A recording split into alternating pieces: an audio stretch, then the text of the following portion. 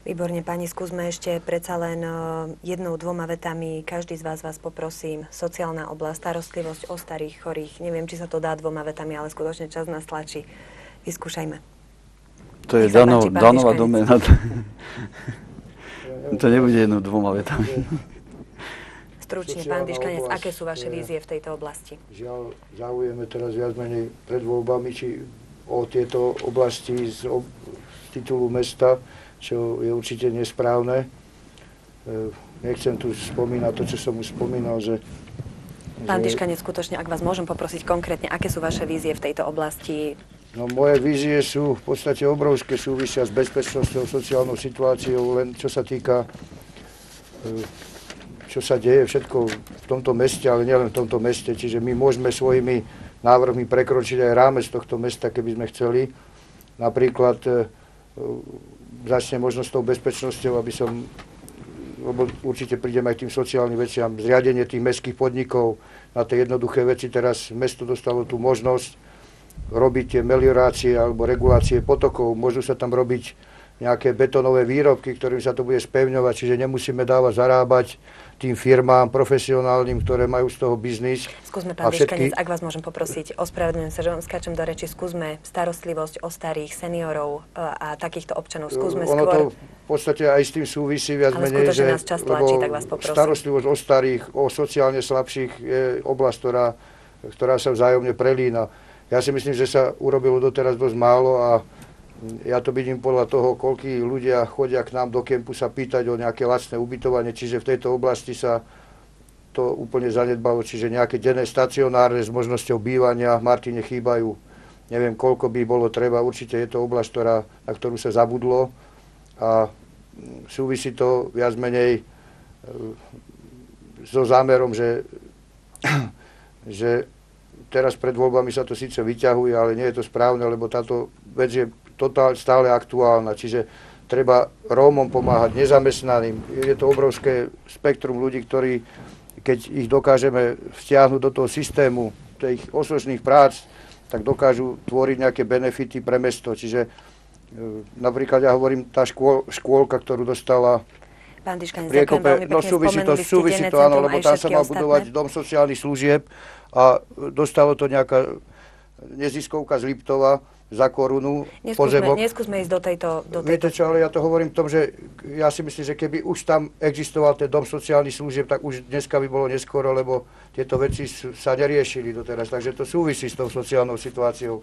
Preto hovorím, už tým, že niekto dal niekomu niečo, aby tam niečo vybudoval a do dneska sa tam neurobilo nič, tak je to určitý hazard aj voči tejto situácii, že sa nič nedeje, lebo nič sa skutočne reálne nič nespravilo. Pán Dyškanec, výborne, ďakujem pekne, nech sa páči.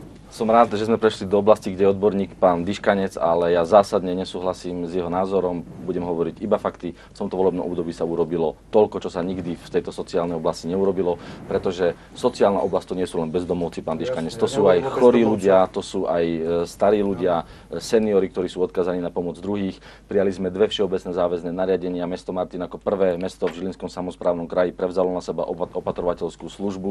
Zo 40 opatrovateľov v súčasnosti máme 64. Urobili sme zmluvy s ďalšími 2 neverejnými poskytovateľmi, ktorí si to pochvaľujú. Zabezpečili sme cez toto volebné obdobie 24-hodinovú opatrovateľskú službu pre všetkých, ktorí to potrebujú. V súčasnosti pripravujeme ďalšie podmienky a všeobecné záväzné nariadenia, aby sa v tom pokračovalo. Znížili sme... Skúsme takisto povedať zariadenie pre seniorov. Zariadenie pre seniorov začne sa stavať na budúci rok presne tam, kde ste hovorili, pretože tá spoločnosť bola úspešná, získala fondy. Ďalšia spoločnosť bola úspešná, čiže v meste Martin od budúceho roka vzniknú 2 zariadenia pre seniorov, kde bude môcť umiestnených byť až okolo 150 ľudí. Mesto nebolo úspešné v tomto projekte, ale to nevadí, pretože finančné prostriedky, ktoré by sme používali na prevádzku takéhoto zariadenia, je to 500 000 eur ročne, použijeme na to, aby sme zaplatili každému, kto bude potrebovať byť umiestnený v takomto zariadení. My sme spustili teraz aj systém elektronického stráženia dôchodcov, ale teda seniorov. Každý, kto sa ocitne v núdzi a v nebezpečnej situácii môže stlačiť tlačítko, mestská polícia príde, záchranka, bude to možné aj na stráženie detí. Vieme, čo sa stalo pred 2 týždňami v Prahe, ako zmizlo malé dievčatko. Keby malo takéto zariadenie, tak sa to nestane. Čiže sme ako prvé mesto na Slovensku rozbehli takýto projekt, ktorý má súvis aj so sociálnymi vecami. Ďakujem pekne, nech sa páči, pán Bons. No, takže keď nás tlačí čas, tak tiež sa budem snažiť byť stručný.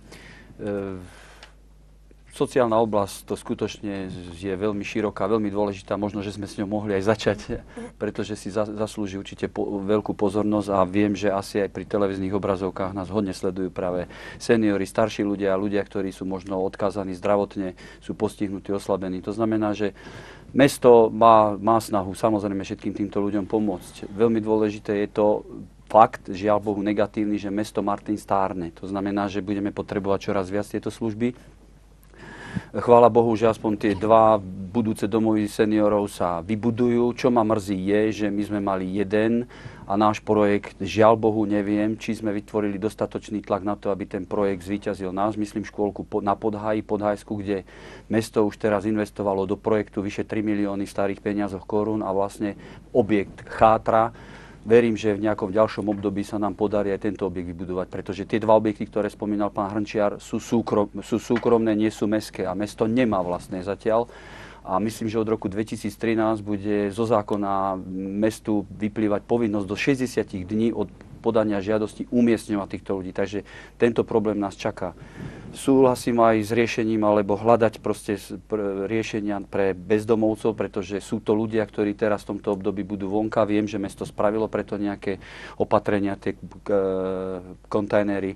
Rómska problematika, obrovská vec, ktorej treba naozaj venovať pozornosť. Mesto začalo niečo robiť, ale nemyslím si, ale to vychádza aj zo štátu, že by sa to riešilo nejako koncepčne, ale musíme k tomu pristúpiť, pretože máme tu vyše 1200 alebo 1500 Rómov, ktorí musíme nejakým spôsobom poriešiť.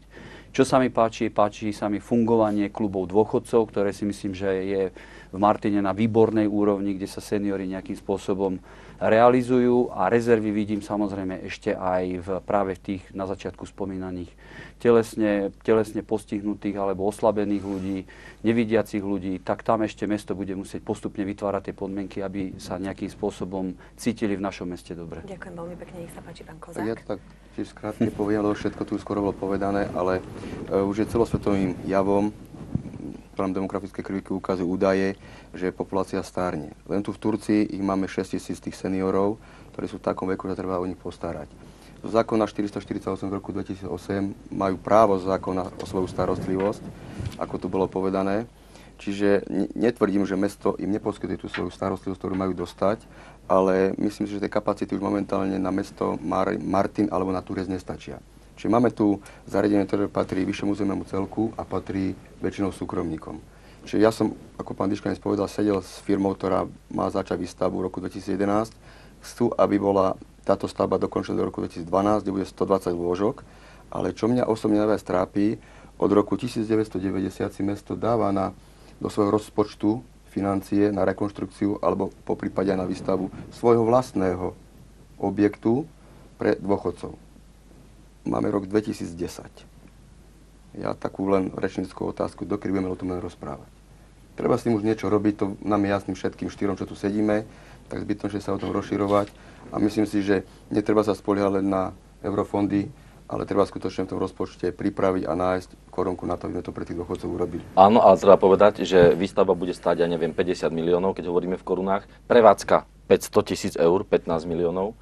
A zabezpečíme ubytovanie pre 70 ľudí a nebude už potom finančné prostriedky na to, aby sme dotovali v súkromných zariadeniach. Ale vieme ísť aj takýmto modelom, ale treba si to otvorene povedať. Ale mesto potrebuje takéto zariadenie v každom prípade? Ja si myslím, že účelnejšie je tie peniaze vraziť do toho, aby sme dotovali v súkromných zariadeniach, že nie sme na tom teraz tak, aby sme potrebovali brať úver a stavať z úverových zdrojov takýchto peňazí, takéto zariadenie, lebo jednoducho na to nie je. V súčasnosti už poskytujeme pre 26 klientov a keď vzniknú tieto dve, o ktorých sme hovorili, keď toto bude 120, to bude 200 ľudí, ktorí budú mať možnosť sa umiestniť. Čiže zatiaľ tieto kapacity budú postačovať. A ešte Peter správne povedal o rómskej problematike. My sme boli úspešní v projekte marginalizovaných skupín. Plánujeme výstavbu komunitného centra, kde sa budú všetky vekové kategórie rómskeho obyvateľstva vzdelávať, ako sa o seba starať, ako variť, ako hospodáriť s finančnými prostriedkami a tak ďalej a tak ďalej. Výborne. Ja by som len k tomu chcel povedať, páni, ja si myslím, že 200 miest stačí nebude. Neviem, či máte urobenú štatistiku, koľko je žiadostí podávaných v Tepliciach u pani Šugrovej na ľadovni, ale to je jedna vec, čo sa týka úveru a financií. Druhá vec je tá, tu bolo povedané od pána Vonca, že v roku 2013 nám to zákon bude nariadovať. A ten, kto z nás bude primátorom, tak túto vec bude riešiť. Ja som trošku racionalista, dosť tvrdý by som povedal, ja to riešim už teraz. Lebo tak či tak v roku 2013 nás to počká. Či tie súkromní budú, alebo nebudú, to je v poriadku. Ja by som len toľko, že určite tá kapacita stačiť nebude. A to, že sa zanedbala tá situácia za tie roky minulé, sa to prejaví samozrejme aj teraz, že sa to vlastne prejavuje. Takže ja by som nebol taký optimista ako pán primátor, že sa to rieši a máme predstavu, že do budúcna tu sa neriešilo v podstate veci 20 rokov, takže to sú zanedbané veci a za toto volebné obdobie sa nevyriešilo takmer nič. Takže ja to vidím z tohto titulu, čiže treba to si povedať otvorene. K riešeniu treba pristúpiť iným spôsobom. Ja vám poviem tak, aj tu pred kamerami, keby som ja mal s tým bezdomovcami tu ten skelet tej budovy, tak vám hovorím, za 5 rokov by som tam niečo urobil sám s tými bezdomovcami, bez finančných zdrojov mesta, bez finančných zdrojov, ktoré by som od niekoho pýtal. A verte tomu, že by som to tam bol postavil a dneska by tam bolo umiestnených možno 100 ľudí. Dali ste si Čiže hovorím to na margo toho, že nie všetko je o peniazoch, ako pán primátor hovorí. Všetky veci sú o ochote. A tá ochota tu doteraz nebola, treba to tak otvorene povedať. Čiže ja vám hovorím, že určite to by to tam stálo, keby som dostal tú vec za korunu. Dali ste si žiadosť? Ja žiadosť som si nepotreboval dávať, ja som videl, aká je ochota ku kempu, ktorý ste nám chceli zbúrať vy aj predchádzajúci, takže ja na to určite by som v tej žiadosti neúspel. Pán Diškanec, ešte pán Vonc. Ja už len úplne na záver, že veľmi dobre je hodnotená opatrovateľská služba v našom meste a treba povedať, že väčšina ľudí, ktorých sa to týka, Chce zostať doma, pretože chcú byť pri svojich blízkych a tak ďalej, takže aj finančné prostriedky, ktoré do budúcnosti budeme získavať, by mali smerovať týmto smerom, pretože jednak tí, ktorých sa to týka, sú doma a zároveň dávame prácu ďalším a ďalším opatrovateľkám. Druhá vec je, že či sú finančne dostatočne títo ľudia ohodnotení, takže tam tiež ešte sú určité rezervy. Tu sa zhodneme, pretože častokrát napríklad sa znížil počet žiadostí, ako sme zaviedli 24-hodinovú opatrovateľskú službu a do toho systému sme ešte zobrali 2 neverejných poskytovateľov. Vlastne už sú 3 teraz, Evanjelická diakonia, Katolícka charita a firma M Elastic. Takže znížil sa počet žiadateľov, pretože ľudia chcú byť doma. Ale treba to riešiť určite. Ale to, čo Dano povedal, tomu verím, pretože v tom kempe, čo tam všetko vlastne oni rozbehli a čo funguje, nejaká veterná elektráreň, slnečné kolektory a tak ďalej, vlastnými rukami, čo dokážu. Ale tak treba, dobre, je tu nejaká ponuka do budúcnosti, možno rátať aj s takýmito vecami, čo sme si už odvykli možno robiť veci zadarmo, ako boli takedy akcie Z, veď mnohé veci sa postavili vtedy. Ja len fakticky k tým Rómom, čo tu bolo spomenuté, neviem, kto z vás bol kedy naposledy na Bambuskách, chceme po nich, aby boli kultúrni, aby sa správali tak, ako si predstavujeme my. Choďte sa tam niekto pozrieť, kde sme ich nasťahovali a čo im tam Brandner urobil. Áno, ďakujem veľmi pekne.